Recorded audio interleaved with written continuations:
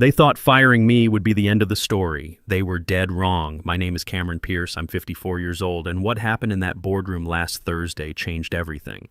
But to understand how a 28-year veteran got publicly humiliated, then turned the tables on a cocky CEO, you need to know about the vintage Rolex in my pocket and the phone call that happened the Sunday before. Let me start at the moment it all went sideways.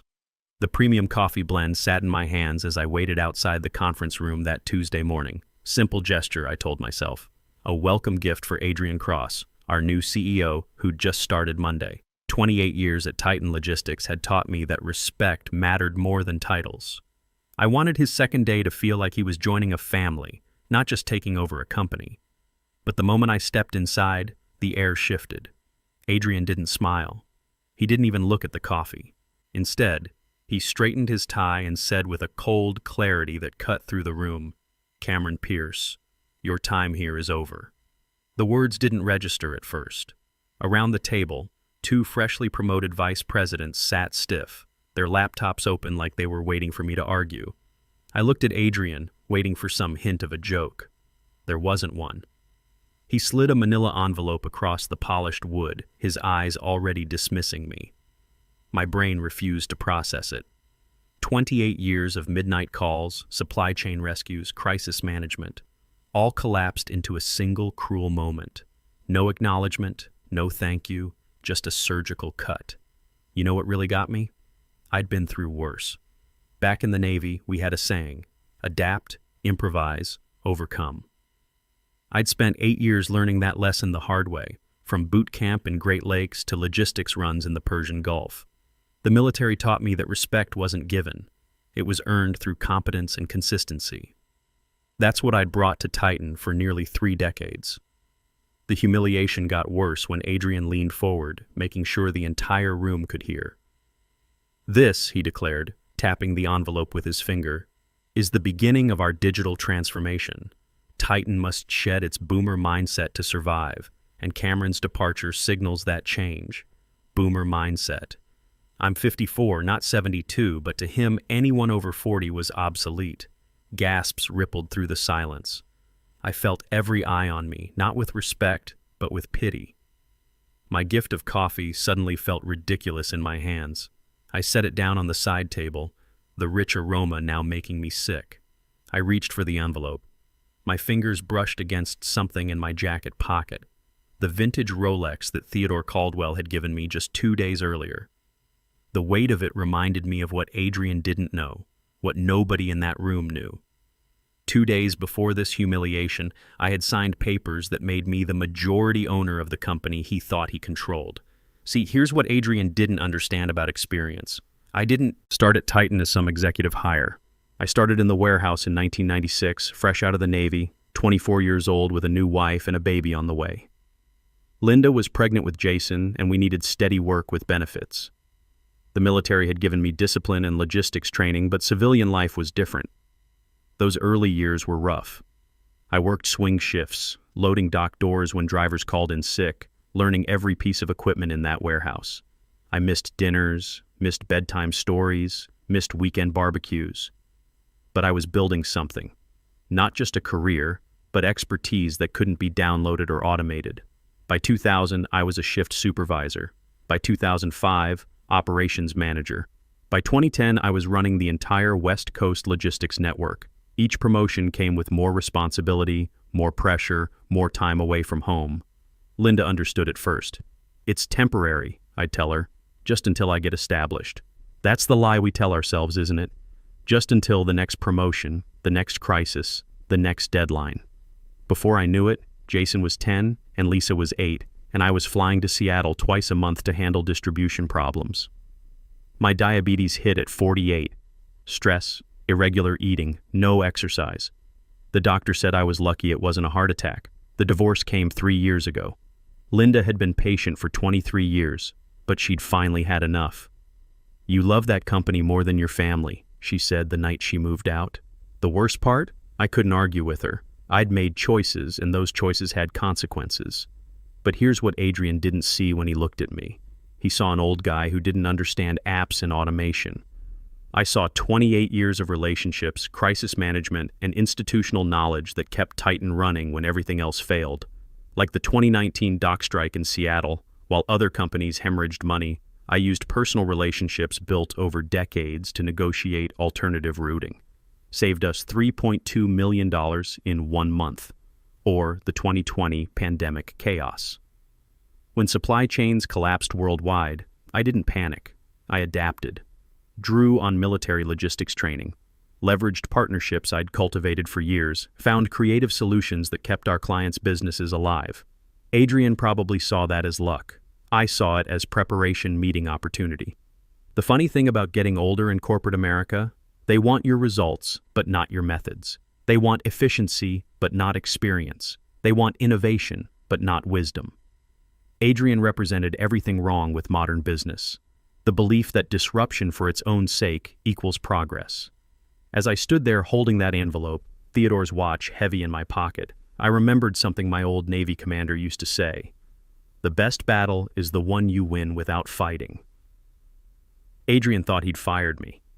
He had no idea he'd just declared war on someone who actually owned the battlefield. I straightened up, looked him in the eye, and said, "Quietly, I'll be in touch." Then I walked out, leaving the coffee on the table like a small surrender flag. But surrender was the last thing on my mind. What Adrian couldn't know was that in my pocket sat the proof that everything he thought he controlled actually belonged to me. And in 48 hours, I'd be sitting in that same boardroom, but this time in a very different chair. The long game was about to begin. Let me back up to that Sunday evening, 2 days before Adrian decided to end my career. I was sitting in my apartment. Yeah, apartment, not house. The divorce settlement meant Linda got the house in Beaverton, and I got a decent place downtown. Fair enough, considering how much I'd been absent over the years. I was trying to read a book about supply chain management, ironically enough, when my phone rang around 8 p.m. The name on the screen made me sit up straight. Theodore Caldwell. Theodore wasn't just the founder of Titan Logistics. To guys like me who'd been there since the Clinton administration, he was the company's soul. He'd started Titan in 1979 with a single truck and a dream of connecting small businesses to global markets. By the time I joined in '96, he was already a legend, the kind of boss who knew every employee's name and remembered their kids' birthdays. He'd stepped back from daily operations in 2018, exhausted from fighting with investors who cared more about quarterly earnings than long-term stability. But Theodore still owned 47% of the company, and his voice still carried weight in every major decision. When Theodore Caldwell called, "You answered. Period. Cameron." His voice was steady, deliberate, the voice of a man who'd built something lasting. "I need to see you. Tonight." "Of course, Mr. Caldwell. Is everything all right?" "Drive to my house. We'll talk there." An hour later, I was sitting in his study in the West Hills, the smell of old leather and pipe tobacco hanging in the air. Theodore's place hadn't changed in the 15 years I'd been visiting. Same oak paneling, same wall of industry awards, same feeling that you were in the presence of someone who'd actually built something meaningful. He sat behind his desk, a stack of legal documents arranged in front of him. His eyes still carried that sharpness I remembered from the crisis years, when he seemed to think 10 moves ahead of everyone else. "Cameron," he said, pouring 2 glasses of bourbon. "Good stuff, older than my son. I've been watching what's happening to our company. This new CEO they hired without consulting me. The talk about digital transformation and efficiency optimization. Corporate speak for firing good people and replacing them with algorithms." I sipped the bourbon. It burned, but in a good way. "Adrian seems ambitious." Theodore snorted. "Ambitious. That's one word for it. You know who recommended him?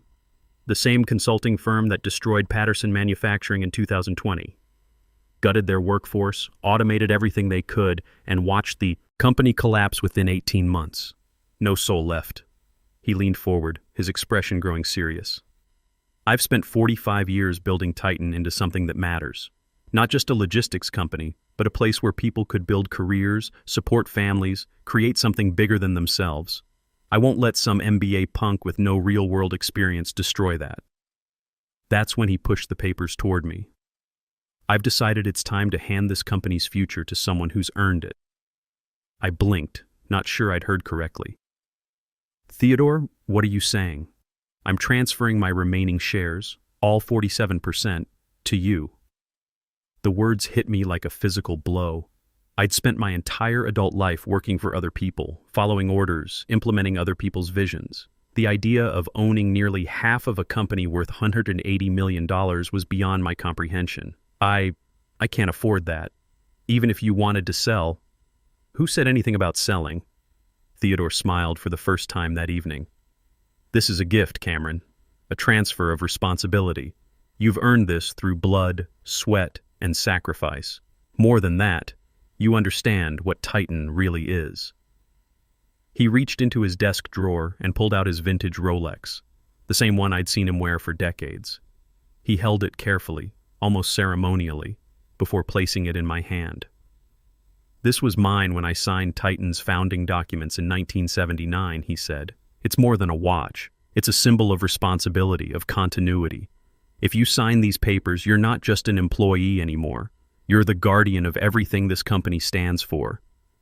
I stared at the watch, its weight heavy in my palm. The Rolex Submariner, probably worth $15,000, but the real value was in what it represented. Trust, legacy, the weight of 20,400 employees' livelihoods. "Why me?" I asked quietly. Theodore's expression grew thoughtful. "You know, in 1979, when I started this company, I had a choice. I could focus on short-term profits, squeeze every penny, treat employees like replaceable parts, or I could build something sustainable, something that would last. I chose the harder path." He gestured toward the awards on his wall. "Those don't represent profits, Cameron. They represent relationships, community impact. The fact that we've never had a major layoff in 45 years. That's worth more than any stock price." Theodore stood up, walking to the window that overlooked the city lights. "I've watched you for 28 years. Watched you miss your son's graduation to manage that Seattle crisis. Watched you sacrifice your marriage to keep this company running. Watched you develop diabetes from the stress of caring too much about doing things right." The bourbon glass felt heavy in my hand. He was listing my failures as if they were virtues.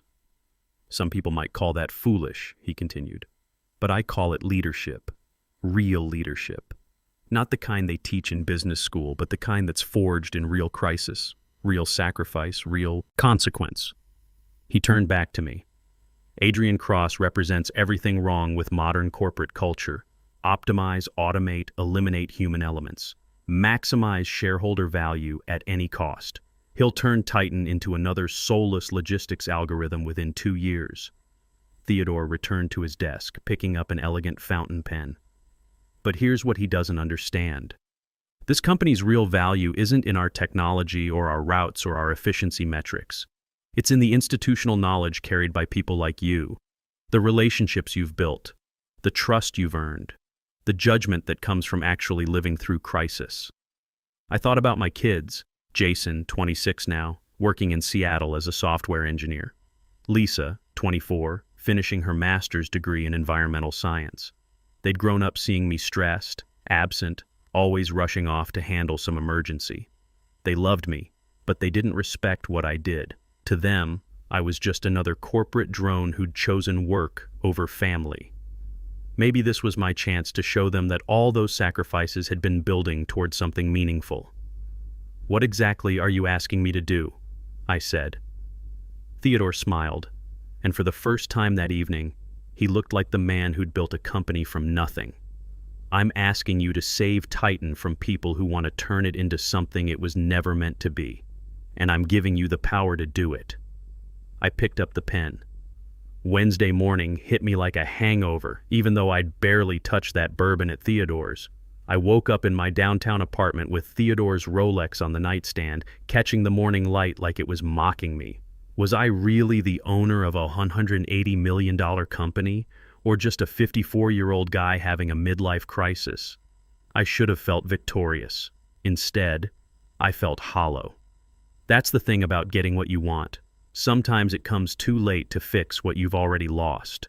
My phone had been buzzing since 6 a.m. Text from Jason in Seattle. "Dad, heard about Titan. You okay?" Another from Lisa. "Call me when you're ready to talk." Even one from Linda. "Sorry about the job." Let me know if you need anything. The fact that my ex-wife felt sorry for me stung more than Adrian's dismissal. I'd spent 28 years building a reputation, and in one morning it felt like I was just another corporate casualty. I drove to Titan anyway. Force of habit, maybe.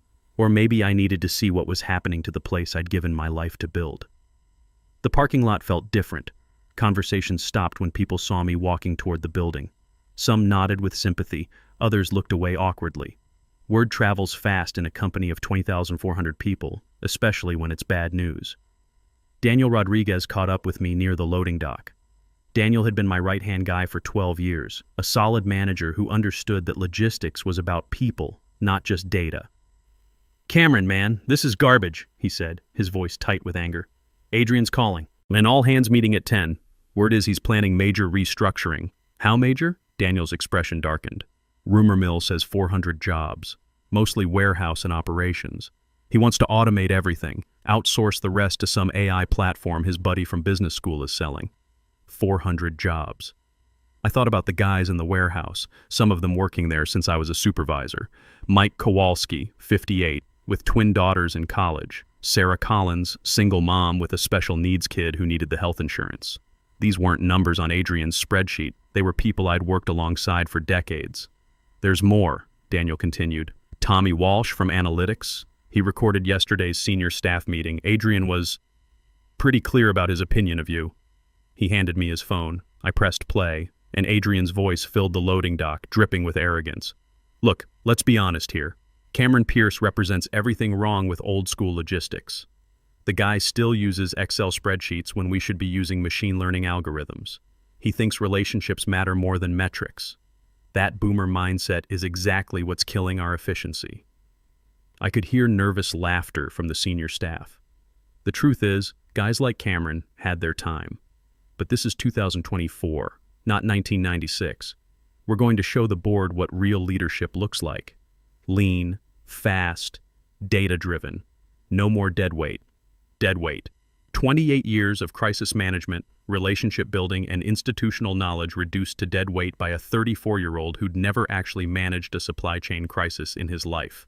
I handed the phone back to Daniel. "Make sure everyone knows that recording exists. Already done. It's spreading through the company like wildfire. People are pissed, Cameron." That afternoon, I did something I hadn't done in years. I went to my son's apartment. Jason lived in a trendy Seattle neighborhood, working for a tech startup that developed supply chain optimization software. The irony wasn't lost on me. "Dad?" He opened the door looking surprised. We hadn't spoken face-to-face in 6 months, just the occasional text or brief phone call. "I was in the neighborhood." I lied. Seattle was 3 hours from Portland, and we both knew it. His apartment was everything mine wasn't. Modern, clean, filled with the kind of tech gadgets that Adrian probably thought were the future of business. Jason poured me coffee, and we sat awkwardly on his minimalist couch. "So, you got fired," he said finally. "Yeah. Seems like it. You okay with that?" I thought about it. "You know, when you were graduating college, I was in Sacramento dealing with a driver's strike. Missed the whole ceremony because I thought the company couldn't survive without me handling every crisis personally." Jason nodded. "I remember. I told myself it was temporary. That once I got established, once I proved myself, I'd have more time for family stuff. Kept telling myself that for 28 years. Dad, let me finish. I set down the coffee. I made choices. Chose work over family more times than I can count. Your mother was right to leave. You and Lisa were right to build lives that didn't revolve around my schedule." Jason looked uncomfortable. "You did what you thought was right. Did I? Or did I just do what was easy? Because here's the thing, working is easier than parenting. Solving logistics problems is easier than solving family problems. I hid behind being essential at work because I was afraid of failing at home." We sat in silence for a while. Outside, Seattle traffic hummed past his window. "So what now?" Jason asked. I thought about Theodore's Rolex, sitting in my jacket pocket, about the papers I'd signed Sunday night, about 400 people who might lose their jobs because some MBA thought algorithms were more valuable than experience. "Now I try to do something right," I said. I didn't tell him about the ownership transfer, not yet. Some things needed to be proven before they could be explained. Driving back to Portland that evening, I kept thinking about what Jason had asked. What now? For 28 years, I'd been following other people's orders, implementing other people's visions. Tomorrow, for the first time in my adult life, I'd be the one making decisions that mattered. The Thursday board meeting was set for 9 a.m. Adrian would walk in thinking he controlled the room, ready to get approval for his restructuring plan. He'd probably present some slick PowerPoint about efficiency gains and cost savings, reducing 400 human beings to line items on a budget. What he wouldn't expect was me walking through those boardroom doors with Theodore's watch on my wrist and 47% ownership in my back pocket. I'd spent my career being the guy who fixed other people's mistakes. Tomorrow, I'd find out if I could fix my own. The game was about to change, and Adrian Cross had no idea he was playing with someone who'd actually earned the right to be there. Thursday morning, 8:45 a.m. I stood outside the boardroom at Titan Logistics, wearing my best suit and Theodore's Rolex. Through the frosted glass doors, I could see the board members settling into their chairs around that long mahogany table. At the far end sat an empty chair with a placard, majority shareholder.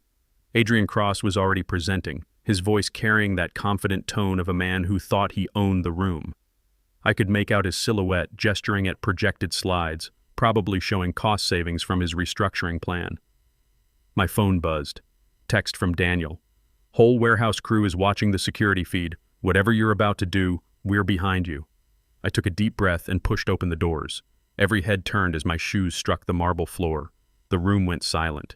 Adrian froze mid-sentence, his mouth actually hanging open for a second before he recovered. "What is he doing here?" Adrian demanded, looking at the board secretary. "Security should have been notified that Mr. Pierce is no longer an employee." I didn't rush. I walked with the steady pace of someone who belonged, though every person in that room looked confused as hell. In my hand, Theodore's Rolex caught the morning light streaming through those floor-to-ceiling windows. "Good morning, everyone," I said calmly, moving toward the empty chair at the far end. "Sorry I'm late." Adrian's face flushed red. "This is outrageous. Cameron was terminated. He has no standing here." That's when I placed the ownership transfer documents on the table and sat down in the majority shareholder chair. The leather creaked softly, but in that silent room, it sounded like a gavel. "Actually," I said, looking directly at Adrian, "I have 47% standing here."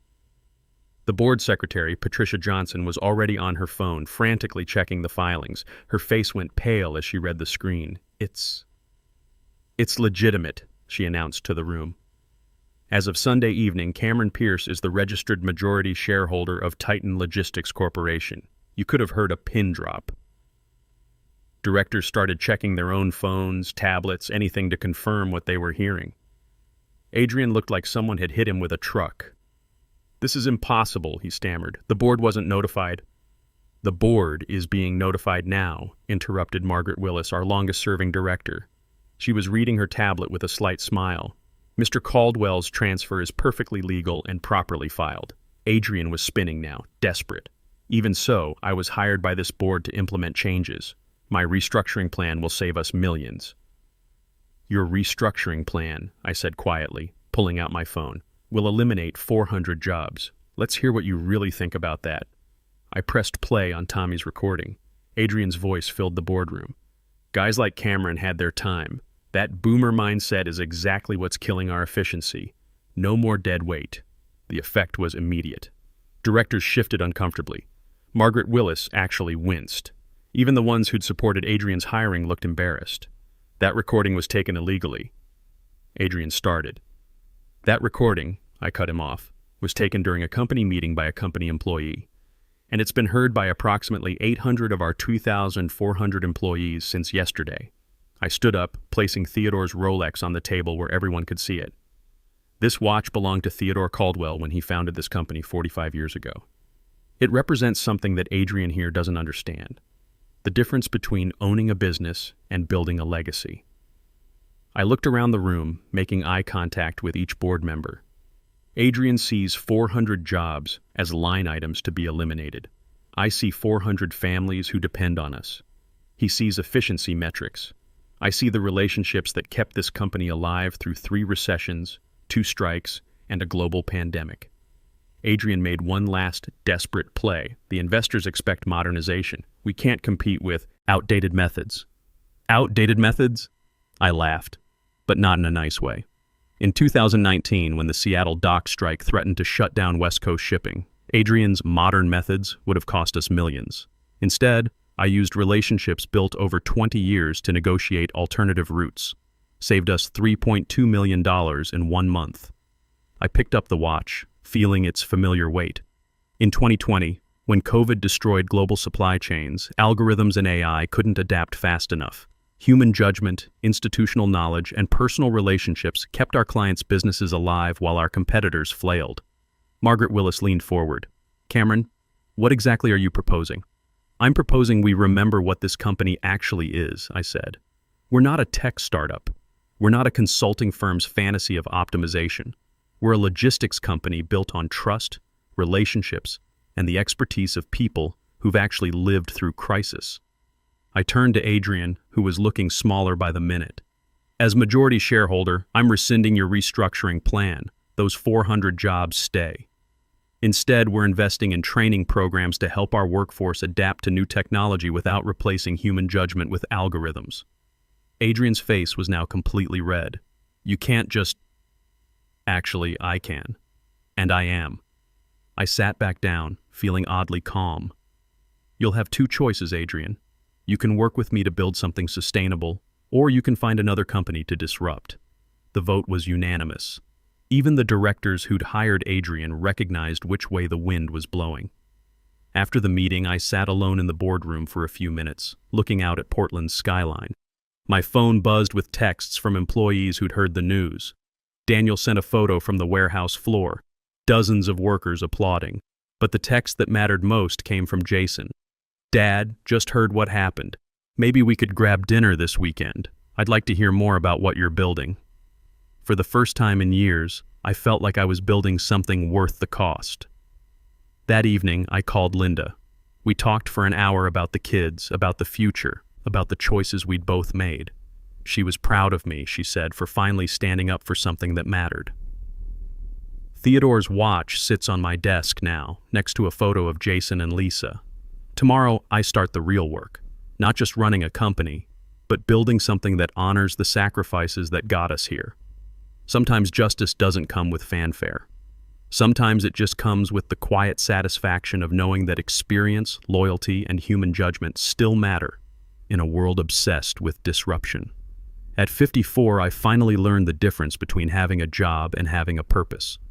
And Adrian Cross? He tendered his resignation that Friday. Last I heard, he was consulting for a cryptocurrency startup. Perfect fit, really. The dead weight, it turned out, wasn't the guy with 28 years of experience. It was the guy who thought experience didn't matter.